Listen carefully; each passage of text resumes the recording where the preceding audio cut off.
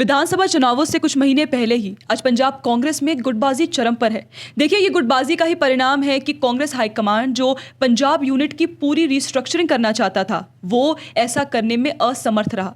मजबूरन अमरिंदर सिंह वारिंग को प्रदेश कांग्रेस प्रेसिडेंट और प्रताप सिंह बाजवा को लीडर ऑफ द ऑपोजिशन के पद पर ही बरकरार रखा गया। शायद राहुल गांधी को भी एहसास था कि इस वक्त बदलाव करने से फैक्शनलिज्म और बढ़ेगा, जिससे कांग्रेस के लिए 2027 का पंजाब असेंबली चुनाव लड़ना और भी मुश्किल हो जाएगा।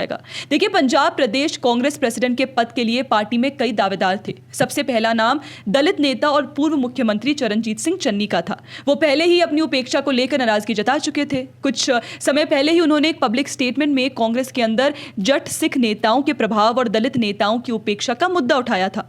फिलहाल चन्नी को कैंपेन कमेटी का चेयरपर्सन बनाया गया है। यह भी सुनने में आ रहा है कि उन्हें सिर्फ राज्य के दलित प्रभावित दोब रीजन में ही पार्टी के लिए कैंपेन करने को कहा गया है।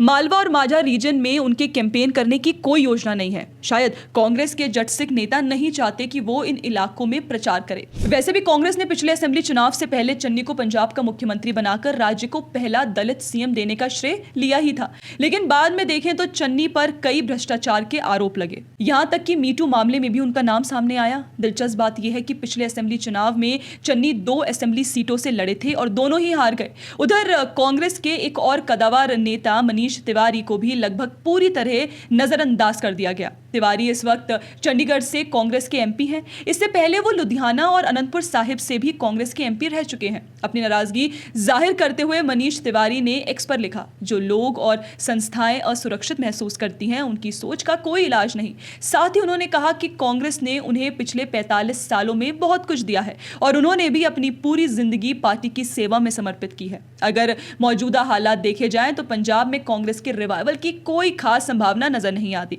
2027 का पंजाब असेंबली चुनाव कांग्रेस के लिए किसी बड़ी चुनौती से कम नहीं होगा, क्योंकि उसका मुकाबला 3 मजबूत पार्टियों से है। रूलिंग आप, पंथिक एजेंडा पर राजनीति करने वाली अकाली दल और बीजेपी।